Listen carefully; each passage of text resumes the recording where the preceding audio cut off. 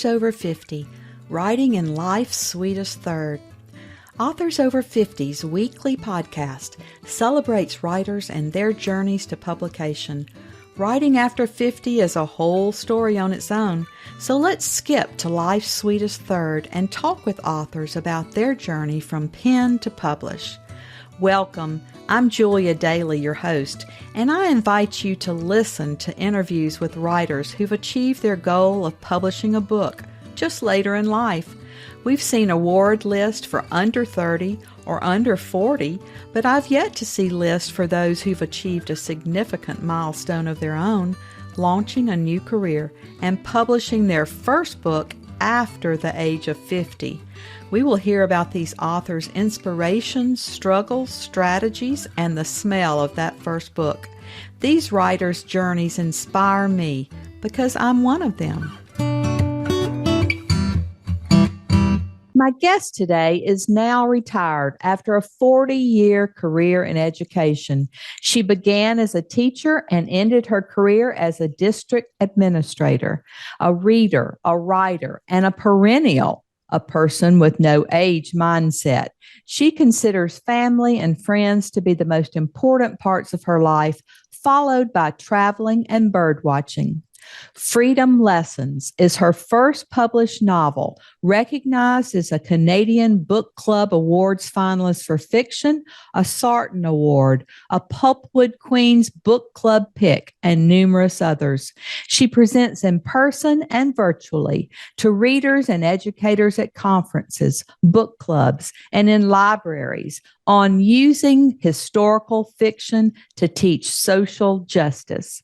Welcome to Authors Over 50, Eileen Harrison Sanchez. Thank you, Julia. That was very nice. I know you read just what things that are on my website and such, but I don't usually hear them. So thank you. It was nice to hear. And you're very accomplished, and I'm happy to have you here today. Oh, well. Good to be here, really. I appreciate all you do for all authors over 50, and there's quite a group of us, right? There truly is. Yeah. And our opening question on Authors Over 50 is always, what took you so long to write your first book? Well, as you said, I was working in my career as a teacher, and I loved it. When I was younger, I did write, but I just wrote poetry. Third grade, I had a poem published in the local newspaper. So I used to dabble. When I was in high school, I wrote something that my English teacher, Mr. San Giacomo, if he's listening still, encouraged me to consider writing as a career. And my parents didn't think that was such a good idea. I'm of the generation where women were not encouraged to really think out of the box, actually. Not that others didn't, but teacher, secretary, or nurse. So I always wanted to be a teacher, so it wasn't a hard choice for me. I loved it. And when, my mother said that, you really won't make any money writing. What are you going to do? Now, in today's world, I think I give my granddaughter a little different advice. There's so many options. She's very interested in literature and writing and reading, and there's just lots of things to do besides trying to earn money by writing novels. So in a way, my mother was right about that. But when I retired, she said she made a mistake. She hadn't given me very good advice. And she said, it's time for you to write that book you want.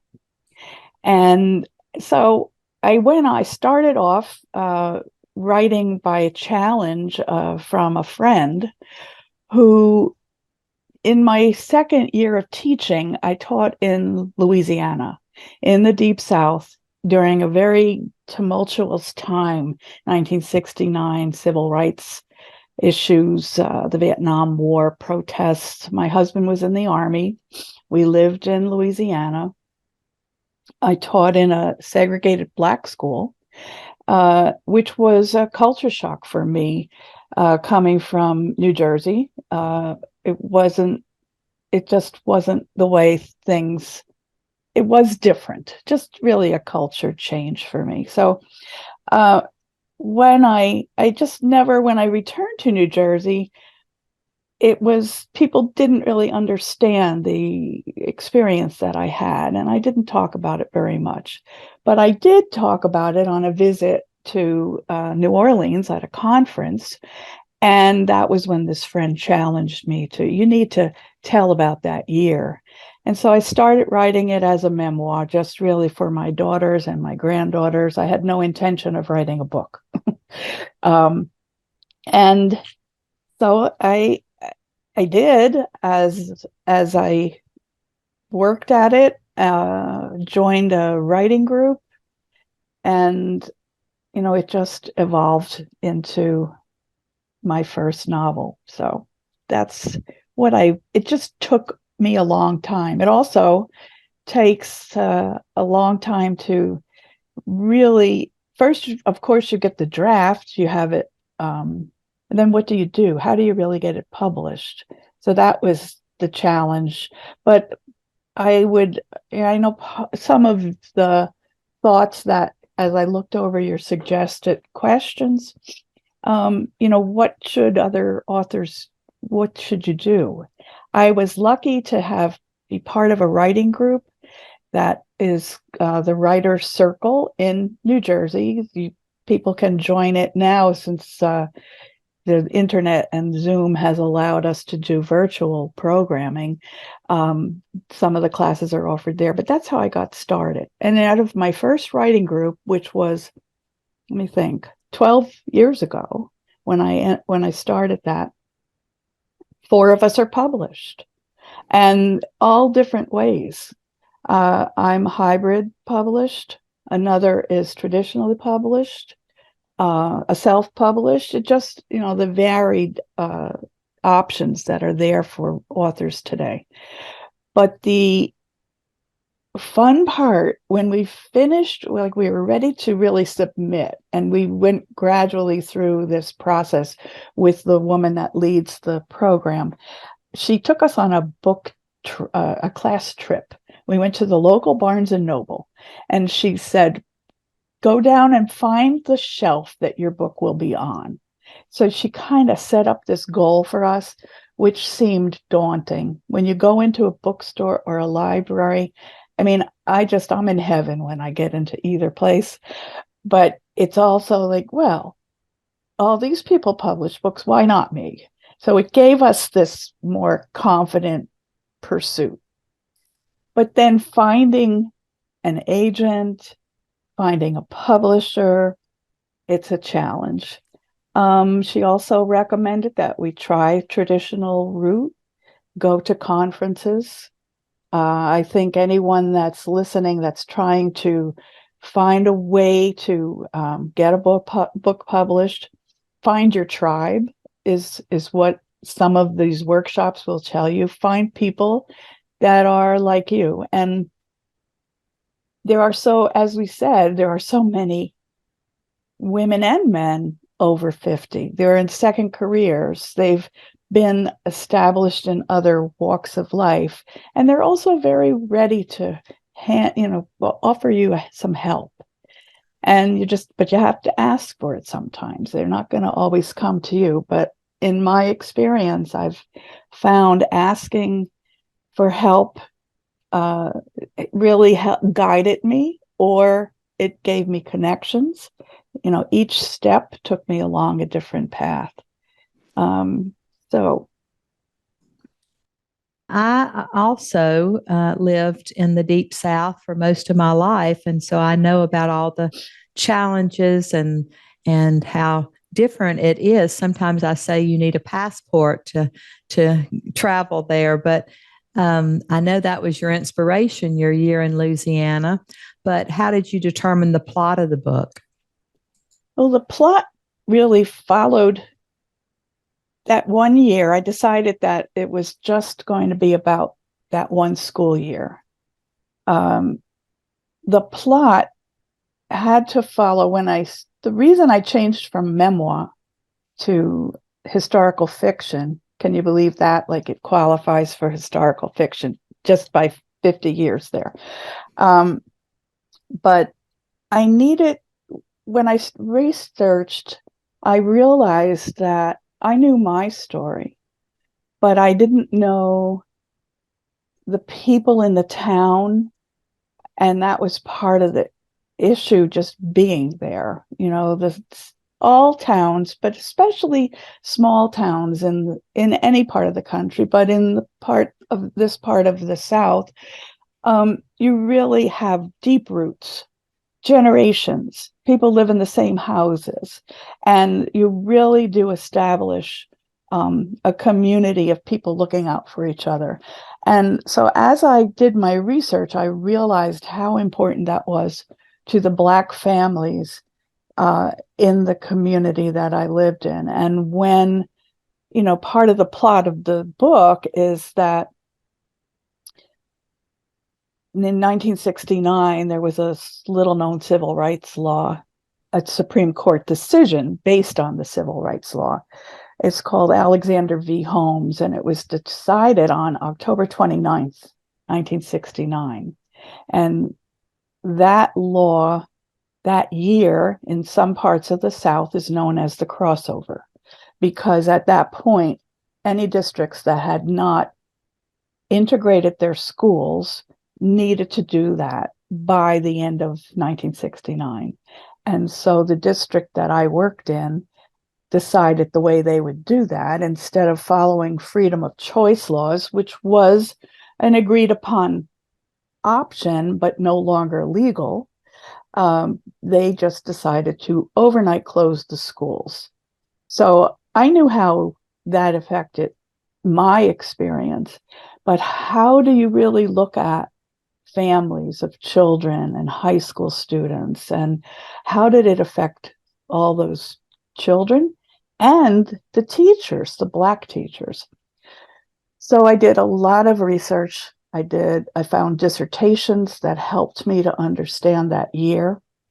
I interviewed people. I went back to the town. I was able to meet the principal of the school. That they did reopen the school. It's now serves as a middle school for that community. And I asked her, I wanted to get in touch with my second graders, and because I could never find them again. I didn't look for a long time, but when I did start to look, I had no way to contact them. And so I thought, well, a class list. There were no records available for that year. She helped me find, she said that she only knew about her brother, who had been a senior that year. And when they closed the schools at the end of the year, then they were not allowed to graduate. And that gave me one character. That gave me Frank. Frank tells the story of the high school students. And so that got me going. I knew I wanted to tell from a point of view of a student, but I taught second grade, and second graders wouldn't be the right voice. Evelyn is the character that tells the story from the Black teacher's point of view.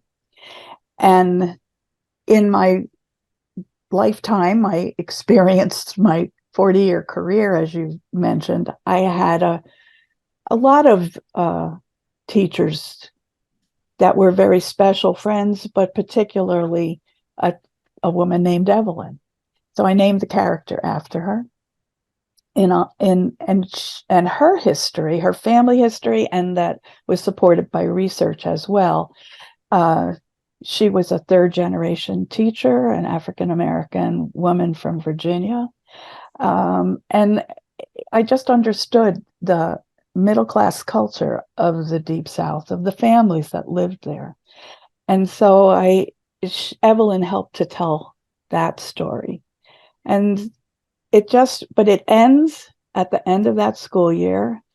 And you find out what happened to Evelyn a little bit at the end Frank's story is kind of left open-ended, deliberately. That was the time of Vietnam and being drafted, and this town was next to an army base, which provided a lot of employment as well. So my purpose, I think, once I really finally decided on the plot and weaving those characters together, was to create conversation, to create discussion about those years. It was in 2019 that this book was published, which was before a lot of the issues of 2020, where Black Lives Matter issues reappeared. Not that they were gone, but they came into bigger view and bigger conversations and unfortunate situations that really mirrored the time. So it was a timely publication in a way. To people were interested, engaged in conversation, and not just those of us that lived in those years, but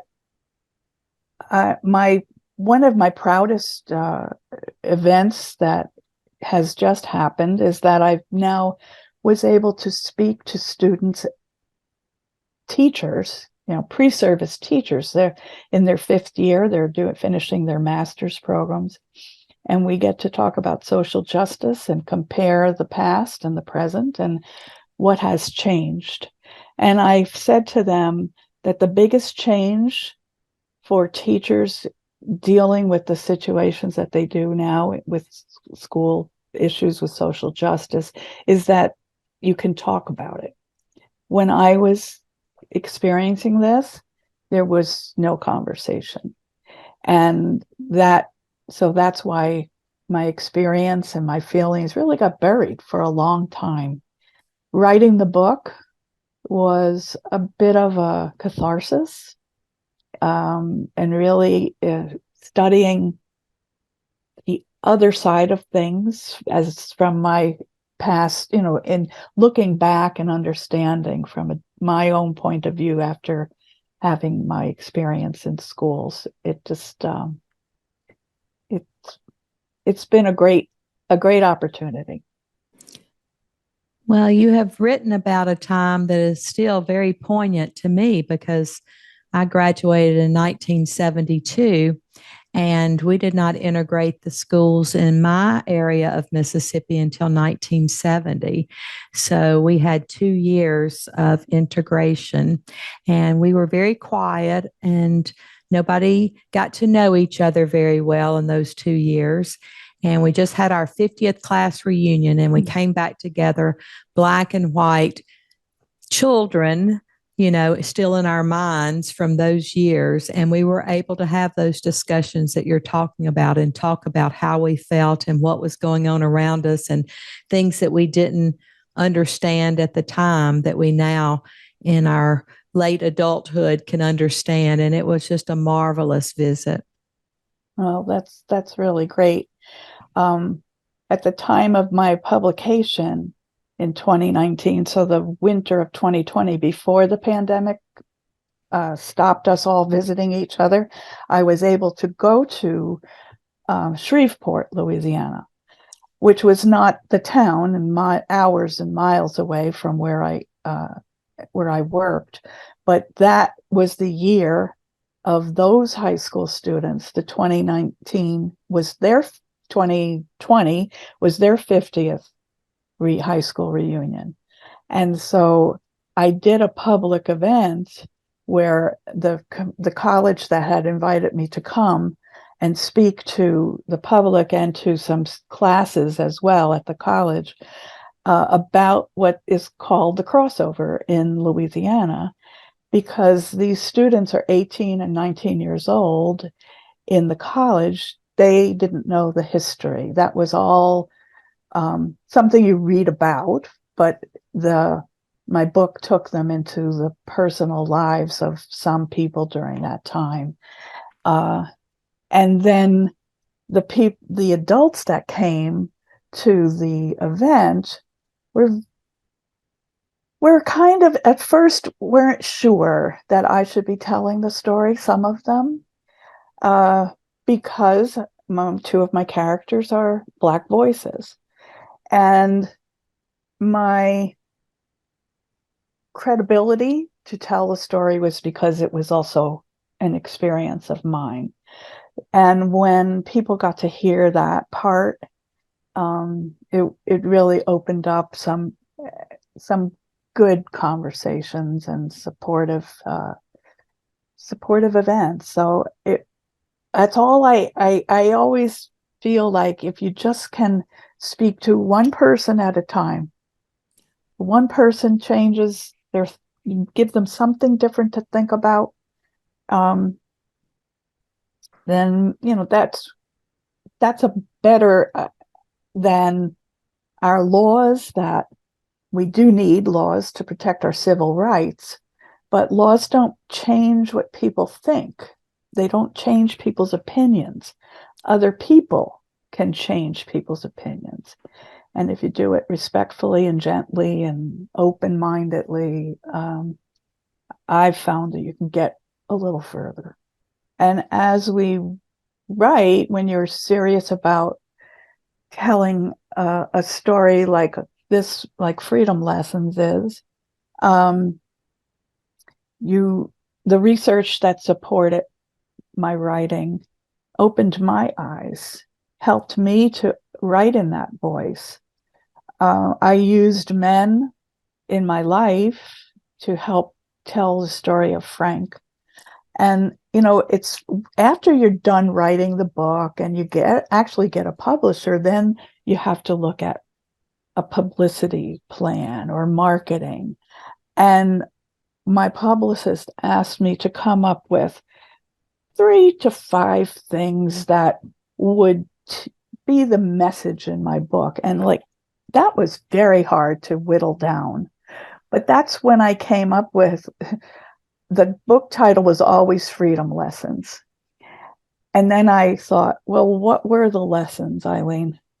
And one important lesson was about family and community, and how if we look to what is the same about us, we can really come to some common understandings. And that's where Frank's family, Evelyn's family, and Colleen's family, the similarities of family support was what I had tried to convey throughout the book, that they all came from families that expected certain things of them, certain behaviors, and that was what they had in common. So, Well, that was my next question, to know what you're doing to promote the book. Well, it's have a life of its own right now. I mean, it's 3 years, more than 3 years that it's been published, and it's still receiving interest from a different group. So I always hoped that it would get into educational circles, and it's been on book lists for recommended reading for that time for historical fiction. And now that I'm getting to talk to community people here in my local general area, Rutgers University serves the community in various ways, and with programs and committees like diversity, equity, and inclusion programs. They're reaching out to me as a speaker, or as or to use my book as examples. And so I'm letting it just do its own thing. It's taking me on such a journey that I'm following the book, I think. It's an audio book, it's an ebook, it's in print. I would like to think it's an evergreen book. It can be used beyond its time, and still generate conversations. And so that's how I'm just having an opportunity like this to talk with you. Hopefully some other people will find out about it and decide that they'd like to read it. Well, that's a perfect segue into the passages that you've brought to share today from the book. So why don't you read so that we can hear your tone and voice? Okay. I'm going to explain the beginning. This comes from the beginning of the novel, and the background. It also represents how I used research in the memories to support the memories of that year. One of the dissertations I found is called "Even the Books Were Separate," and that title just jumped out at me. And the last sentence, what I'm going to read to you, is a direct quote from the dissertation. The dissertation included interviews of teachers and administrators that went through that year from the South. So Colleen was hired to teach in the segregated Black school. And as a new teacher, Evelyn was assigned to mentor her. So Colleen had taught in New Jersey before, and she was used to a better stocked classroom, especially one that had teacher guides to help her along. She was a new teacher, but teacher guides are always helpful. So Colleen and Evelyn are meeting after school in this passage. So Colleen picked up one of the readers and opened it to the page with Dick and Jane hurrying to help their mother take the clothes off the line because it had started to rain. Colleen had taught from the 1965 edition in her last school. In it, a Negro family with twin sisters, Penny and Pam, and their brother Mike, were friends of Dick, Jane, and Sally. Evelyn, Colleen said, this is a really old book from 1956. Why don't we have the new edition? Evelyn's rare smile disappeared. We take what we get, and this is what we get. Did you look at the inside page? All the books came from the white school. When they got new books, we got new ones too. Colleen felt her eyes widen. Evelyn shook her head. Don't look so shocked. Some folks think we should be grateful that we have a Negro school at all. Separate but equal. A friend of mine had to set up a new classroom in a white school this year, and she found out that they store the books in different stockrooms, colored and white. If they can't even mix the books, how do they think they can mix the students and the teachers? So that just put chills just reading it to you when I read that in the dissertation. It's very powerful. Yeah, thank you. Do you have any other books in you? Well, I have an idea. I seem to write about family and history and family and then create it into fiction. So my husband is Cuban. He came here when he was 13, and his story is quite compelling. So I'm trying to do that, but at the moment I'm having trouble with plot. So I have to think it through. I got so tied up in the fun that the boys in the book have when they were children in Cuba. And but they were also experiencing and witnessing battles in the hills. So it's in process, and we'll see how far I get, but it's coming along. What does writing success look like to you personally? Oh, everything. Where I'm sitting, you can't see, but I have posters and awards that I've displayed. As a teacher, you used to bulletin boards and you put all these things up, and it makes me feel just like, well, this made a difference to some people. I think that one of the pictures that I'm looking at is a cover. It's the same, my grandson drew the picture of the cover of my book. And it's just a child's drawing. But he came to my opening event, and he in the public, he raised his hand and he asked, well, how do you write a book? How do you get it published? And so I think being an example for my grandchildren that you can do this, and they're so proud of me. They go into Barnes and Noble and they ask for my book, and they have the person take them to the shelf. And if it's not there, the clerk will say, well, we can order it for you. And they say, well, we'll be back because they already have their copies.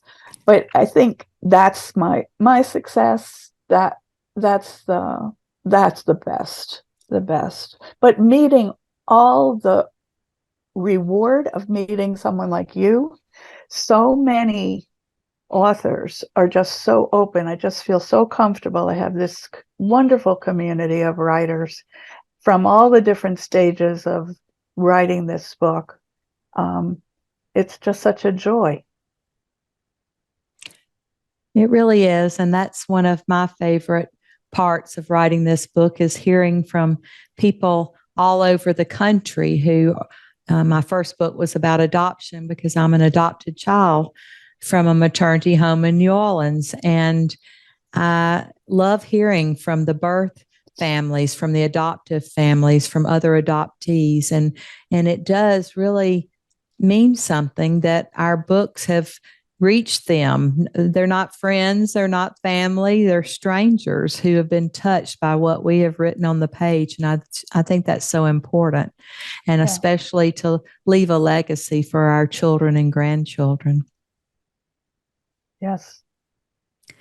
Well, Eileen, as always, our last interview question is, our writers over 50 are quite unique. Do you have any advice for writers 50 and above? I think I probably have said it, but it won't hurt to repeat. Find a writer's group.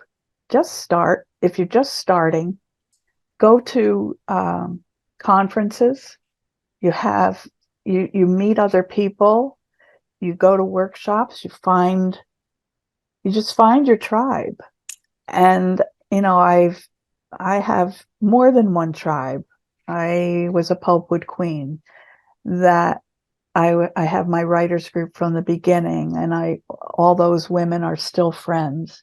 So I do a Facebook group. We have, we try to support each other. I think that was my greatest pleasure, a bit of a surprise at how supportive even established authors are. I reached out to Amy Hill Harth, who is a well-established author, and she edited my final edit on my book, and that was what really got me to the next step. She was very gracious to help. So you don't know who you can reach out to. Strangers, if they have time and they can help you, they will. I agree. And I think you're doing important work. I think whether you're writing about freedom from integration here in this country, or immigrants coming to this country from Cuba, I think your words are going to mean so much to so many. And so we just appreciate you and your many years in education. You're still educating us all today. So thank you so much for being with us. And we can now say that you're counted among our authors over 50. Thank you, Julia. I really appreciate this conversation. It's been great meeting with you in person and now virtually. Thank you. Thank you for joining us today. Please look for Authors Over 50 every Thursday when we will have conversations with accomplished debut novelists over the age of 50. Please subscribe and share with a friend. And check out my own publication journey after 50 at www.juliadaily, that's D-A-I-L-Y, like dailynewspaper.com. Until next time, keep reading and writing. And remember, it's never too late to fulfill a dream in life's sweetest third.